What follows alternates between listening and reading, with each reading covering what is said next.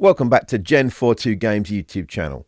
Today I want to talk to you about Hive, by far our best-selling game. Over 1 million plus of these sold. But I'm not actually going to talk to you about this original award-winning Hive. I'm not even going to talk to you about this, the Carbon Edition. Yes, stealthy black and white situation. I want to talk to you about this. This, my friends, is Hive Pocket, that travel size Hive. You know, great game, same award-winning game as Carbon and Original, but just a little bit more handy, a little bit more throw it in your bag and let's go. A little bit more, we're going on the ferry, we're going on the plane, we're going on a hike, we're going wherever we're going to go, and I'm going to take this with us because it don't take up no room and it's got a little handy bag. Let's open the box and see what we're actually dealing with. Although before I even get into it, there is one thing that is super key. Just like Hive Carbon, this Hive Pocket actually has a couple of expansions. You'll see it there, the Ladybug and the Mosquito expansions, taking these gameplay up to another level just by adding those extra 2 pieces, giving you a whole bunch of different options as you play. So what is in the box? Let's open her up. What do we have? Just pull this little bit out. As ever, Gen42 Games designs a great box. Packaging, in my opinion, always on point. Just get this out, put that there. We have a small instruction manual taking you through the rules of Hive should you need them if you are a complete newbie. Then we have this, which is obviously exclusive to Hive Pocket. This is a little travel bag, drawstring with a little toggle there for cinching up and making sure when you've got the pieces in there they are safe and sound. We'll just put that to one side for now. And then we have the pieces. As said before, this has 26 pieces for you to play with. That's including the 2 expansions for both the black and the white sides. Let's just sort this out. So let's just go over the basic pieces in Hive. Firstly, you have your queen. The queen can move anywhere around the outside of the hive in just one go. Just one move at a time, one space at a time. You then have your spiders. Your spiders are able to move anywhere around the hive in 3. So 1, 2, 3 spaces at a time, either direction.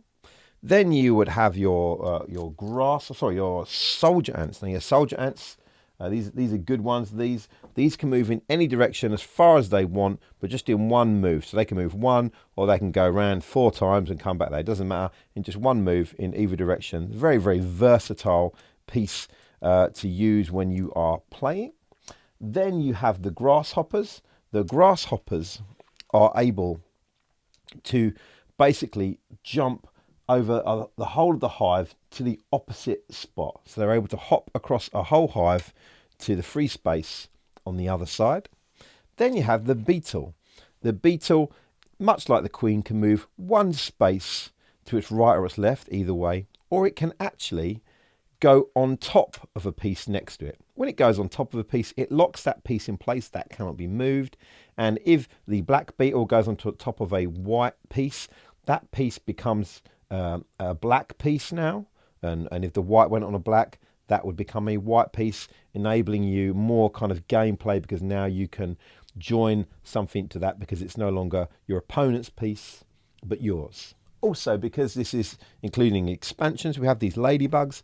Ladybugs can move in 3 spaces, 2 on top so they can jump up just like the beetle, 1, 2, but their third move has to be back down onto the deck, if you like. And then mosquitoes are quite versatile. They can join, and whatever they are attached to, so for instance here, if they were attached per se to the spider ant and the soldier ant, they could take on, for that one move, the qualities, the movement of one of those adjoining pieces. So let's talk about basic gameplay with Hive Pocket. The idea in the game of Hive is to surround your opponent's queen bee. It is as simple as that. If at any point your queen or your opponent's queen is surrounded by any coloured pieces, doesn't matter, it doesn't have to be all your coloured pieces, at any point your queen is surrounded on all sides, you have lost the game. So we play by basically choosing to do one of two things on each turn. We either play a piece or we move a piece. Now, obviously, the beauty of Hive, one of the genius things, is it's a board game without a board. So you play your initial pieces. Let's say I play this piece, White plays that piece. We now are beginning to build up our hive. This is going to become the hive as it goes on and increases in number and complexity as we add more and more pieces. I'll go again, add another piece. This team can go on here. They're going to add another piece. Whenever you are adding a piece to the hive, you must make sure you add it to the color that is your color you're playing. So black has to be added to black, white has to be added to white. You have to play your queen within the first 4 moves. So I'm going to play my queen right now. So that has to be in play. Once your queen is in play, you're now allowed to move your pieces, not just add, but to move pieces around the hive. Before then, you couldn't do it. So let's say white also adds their queen, and we carry on and so forth and such and such. We keep adding pieces as we go, and hive begins. The hustle now is to not only add pieces, but once you've added your pieces, to begin to move them around the board in order to surround your opponent's queen. It is pretty much as simple as that. This is where lots of tactics come in, and there are books devoted to the tactics of Hive, ways of maneuvering around, locking in your opponents with beetles and different pieces, and also with the expansions you have here. And it's just a great game. A couple of the rules you can't do, a couple of things that you have to bear in mind. You can at no point sever the hive. You cannot move a piece and create a separation within the hive. The hive has to remain intact.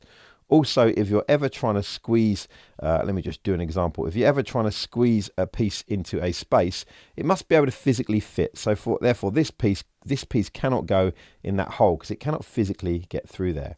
Let's say you had a beetle or something there. You could obviously, you could drop that down into the hole because it's coming in from above. Easy peasy. But generally, as long as there's a space that your piece could slide into without any trouble, it can go there. That, I think, is pretty much the rules of Hive. Great game, fun to play, fast moving. You can play a game real quick if you want, or it can be long drawn out if you really are skilling up and really kind of giving it a lot of thought and trying to outsmart someone who is equally as smart and tactic based as you. Once you've played your game, you can just easily, with Hive Pocket, pack all the pieces back away in the little travel bag provided. Chuck this in your rucksack or in a pocket of your coat or whatever you've got, your handbag, whatever you're going to do. And there you are, off, free as a bird. Not held down by any large board or any elaborate setup. Just a very simple, excellent game to play at home or away.